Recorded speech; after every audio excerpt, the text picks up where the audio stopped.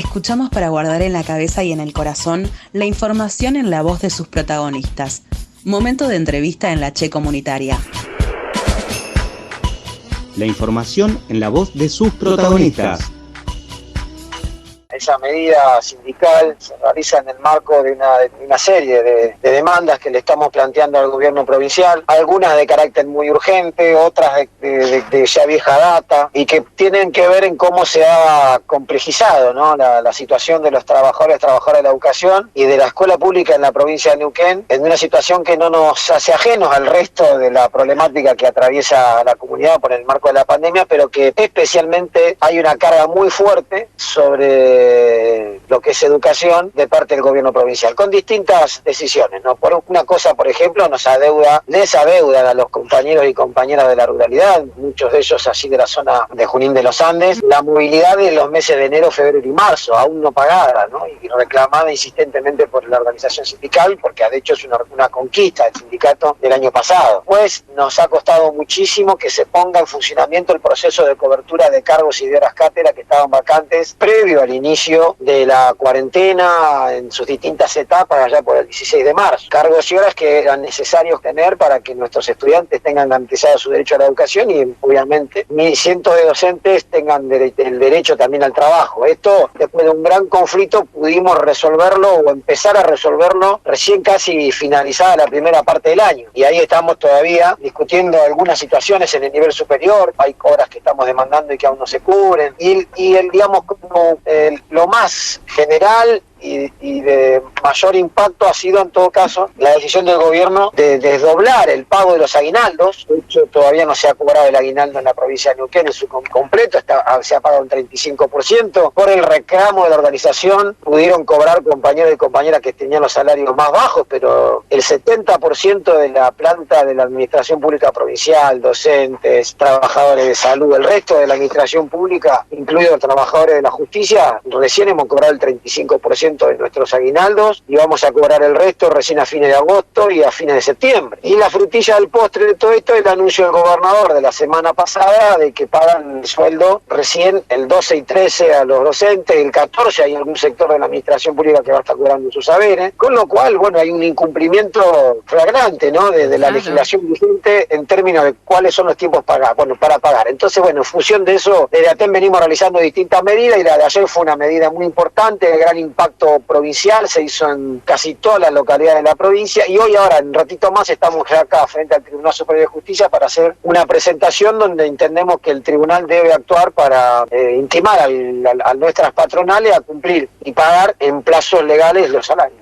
La actitud del gobierno es clara, ¿no? ¿Ustedes ven posible, teniendo en cuenta todo esto, el diálogo a esta altura? Mirá, nosotros hay una instancia para la discusión de varios de los temas que yo antes contaba, que es el ámbito del cuerpo colegiado del Consejo Provincial de Educación, donde hay representación de ATEN a través de la vocalía gremial. En ese ámbito se está discutiendo permanentemente, por ejemplo, el tema relacionado con la cobertura de cargos y de horas. Es un proceso que costó, pero que está empezando a funcionar y en ese debate se está logrando algunos avances. El tema más complejo acá está relacionado con esto, ¿no?, el pago de aguinaldo, la fecha del pago de los salarios. Ahí el gobierno no está generando ningún espacio de discusión y en todo caso cuando lo ha generado, la verdad, no ha sido conducente, porque lo único que ha resuelto fue lo que yo antes te contaba, ¿no?, de con la misma masa salarial resolver un planteo que le habíamos hecho, que nadie podía, o sea, que debía pagarse el aguinaldo completo, pero lo hizo de manera parcializada. Y obviamente que nosotros saludamos que lo cobren el aguinaldo completo a aquellos que tienen los sueldos más bajos. En la provincia de Neuquén, con una canasta familiar que está por encima de los 55.000 pesos, los trabajadores con esos salarios prácticamente quedaron afuera del pago del aguinaldo completo, ¿no?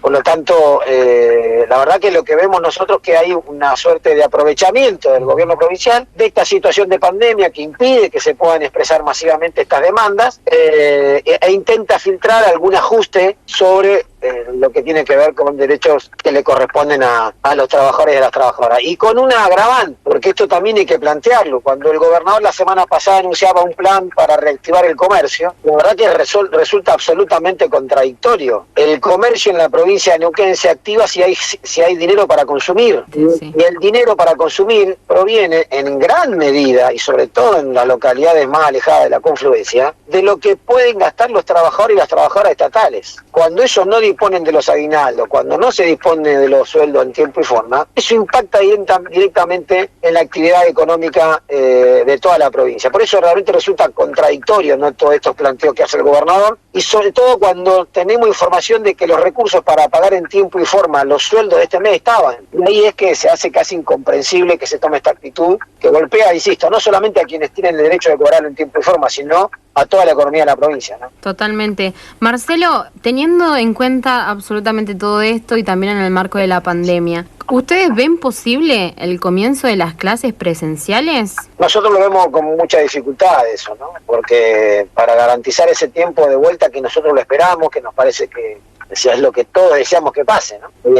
Resulta muy difícil pensarlo con las enormes demandas que hay de infraestructura, de equipamiento de las escuelas para garantizar el distanciamiento necesario en esta etapa, que se garantice la provisión. Hoy se publican que hay unos kits que estarían preparándose. Bueno, la verdad que yo veo con dificultad que se garantice eso cuando hay dificultades enormes para garantizar la distribución de los módulos alimentarios, ¿no? Que hoy sería una prioridad. Hoy una prioridad es que se garantice la alimentación de muchos sectores de la población que están teniendo dificultades para garantizar una alimentación medianamente digna, ¿no? Entonces, estas son las distancias que uno ve entre lo que se dice y lo que tiene que hacerse, o en todo lo caso, lo que hay que hacer, ¿no? El otro día compartíamos notas con los chicos en la mañana también de que hay muchas denuncias de parte de escuelas también del norte neuquino, en donde se están cayendo a pedazos algunas, no tienen acceso al gas, no tienen acceso al agua. El problema histórico, básicamente, que también hay en las escuelas, ¿no? Sí, tenemos dificultades enormes en ese sentido. Y bueno, esto es una cosa que hay que resolverla de manera urgente, porque pensar una vuelta a clase a la presencialidad, porque hay que decir que el sistema está funcionando, ¿no? Uh-huh. Está trabajando, las compañeras y los compañeros están garantizando los procesos de enseñanza-aprendizaje con las limitaciones propias de este momento. Pero la vuelta a esa presencialidad, sin esas condiciones, la verdad que es imposible de pensarlo. Justo que hablabas de la continuidad pedagógica, sobre eso te queríamos consultar, ¿no? ¿Qué análisis se hace sobre esta continuidad pedagógica, que así es como se llama, sabiendo que el año avanza y los problemas de conectividad no se resuelven? Mirá, la continuidad hoy la estamos garantizando los docentes, la estamos garantizando poniendo lo que a veces hasta lo que no tenemos para que eso se pueda dar, haciendo un enorme esfuerzo donde no hay virtualidad para llegar con material concreto a las casas de nuestros estudiantes. Hay dificultades y esto ha desnudado una tremenda desigualdad que en todo caso era anterior, obviamente. La diferencia en las posibilidades de acceso a la conectividad que tienen nuestros estudiantes, y no solamente a la conectividad, sino de disponer el recurso para estar conectados, que esto también tiene responsables. No nos olvidemos que tuvimos 4 años de un gobierno que desinvirtió en educación, que abandonó la paritaria nacional, que discontinuó el programa Conectar Igualdad, y eso obviamente nos encontró esta pandemia en la peor de las situaciones. Todo eso complica y agrava y dificulta la posibilidad que están, insisto, puestas sobre las espaldas de nuestras compañeras y compañeros. Marcelo, ¿cómo viene la relación, el diálogo con la ministra de Educación? Es como te digo, en el marco del Consejo Provincial de Educación, el debate sobre los temas que son propios del Consejo se llevan, digamos, no sin discusión, no son debates sencillos, llevado básicamente a través de nuestras vocalías gremiales, pero hoy instancias de negociación, sindicato-gobierno no tenemos, ¿no? Mira, nos llega un mensaje de la audiencia, Marcelo, que hablando, ¿no?, de esta supuesta reactivación presencial de la educación, que a eso se le suma la falta de auxiliares en muchos establecimientos, punto fundamental para garantizar el cuidado de higiene. Esos son parte de los problemas que vamos a tener, ¿no? Muchas escuelas van a tener necesidad de más trabajadoras y trabajadores de auxiliar de servicio por la demanda que va a haber de mantener niveles de limpieza que en una situación de normalidad a lo mejor no se requieren, pero en esta situación va a tener que ser eso una constante, ¿no? Y para eso va a hacer falta también que haya más personal para más compañeras y compañeros de auxiliar de servicio. Un saludo a todos los compañeros y compañeras de ahí de la localidad de Junín de los Andes. Sé que ayer hicieron una muy buena demostración de unidad, de trabajo colectivo y de manifestar una situación que cuidándonos, nosotros no hemos convocado a ninguna actividad que pueda poner en riesgo la salud de nuestras compañeras y compañeros. Se hizo la caravana por eso, ¿no? Y creo que fue una demostración acabada y concreta de esa necesidad que tenemos los trabajadores y trabajadoras de la educación de hacer visible lo que nos está pasando. Así que bueno, ese reconocimiento a esa militancia, a esa tarea, al trabajo comprometido de cada maestra y cada maestro, profesor y profesora con sus estudiantes, y plantear esto, que hay que seguir trabajando para lograr que estos derechos sean escuchados y que el gobierno cumpla con sus responsabilidades, ¿no? Podés comunicarte con nosotros al 299 45 67 347. Nos encontrás en Instagram y en Facebook como FM Che Comunitaria. Y en nuestro canal de YouTube podés volver a escuchar las entrevistas de la semana.